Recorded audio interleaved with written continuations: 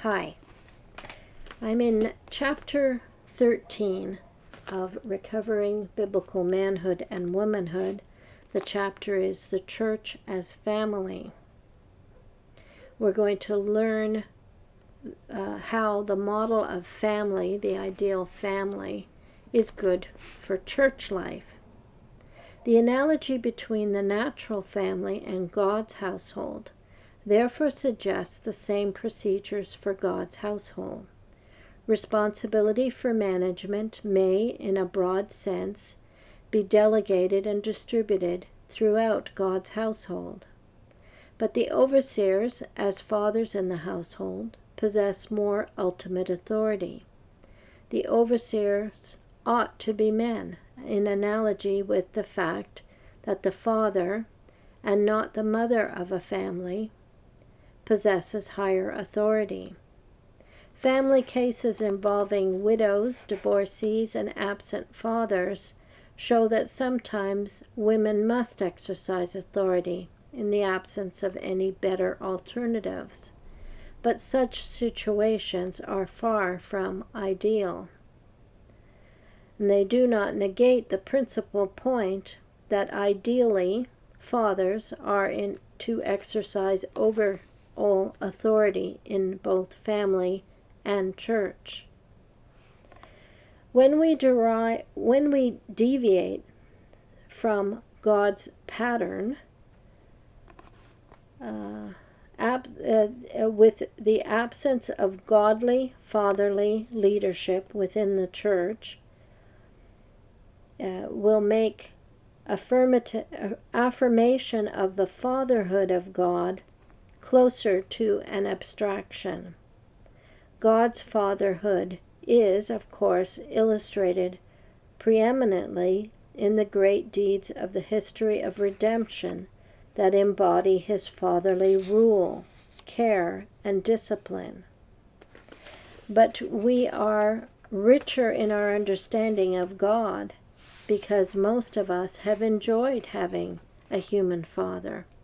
And we are richer still if we can see the fatherly care and rule of God embodied at a practical level in the older men of the church, and especially in the overseers. Church order can deviate from the ideal either by lacking overseers, by having unqualified overseers, by appointing women overseers, or by redefining the office of overseer. Any of these moves tend to make more vague people's experience of the church as a family. The lack of genuine practical correspondence between the church and biblically based natural family suppresses people's ability to see the analogy. I thought this was a very important point. If we don't model the church after the ideal family life, people will lose their appreciation of the fatherhood of God. And I think that has happened. Okay, we'll continue here. Hence, they lose some of their grip on the importance of family-like intimacy and support within the church. Moreover, they cease to understand that God's fatherhood is expressed in his rule over us, and that his rule is exercised in part through mature father-like overseers. In particular, radical egalitarian philosophy, which says that we are to treat all people exactly the same, hinders Christians from having the kind of sensitivity toward the age, sex, and position of others that Paul enjoins. That's 1 Timothy 5:1, verses 1 and 2 and 17. Relations become more impersonal, and the realities of membership in one family of God recede out of the Christian's consciousness and their practice. The practice of Christian family life is also adversely affected.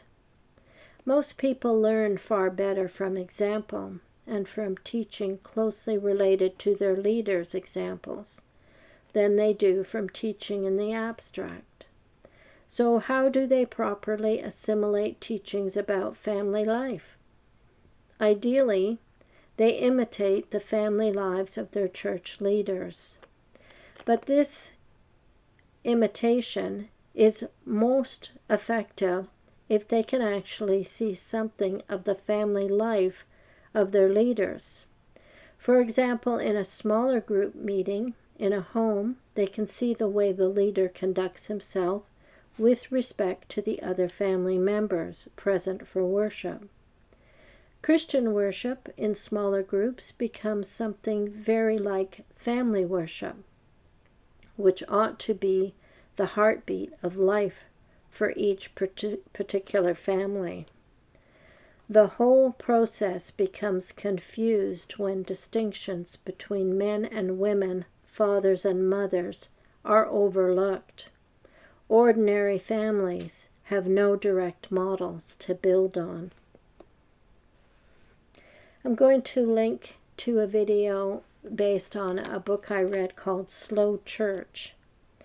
It's about individualism, the idol of efficiency, destroys community.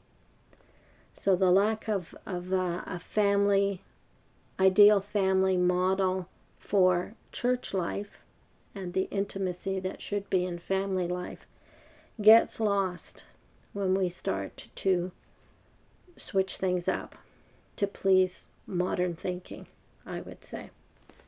Thanks for listening.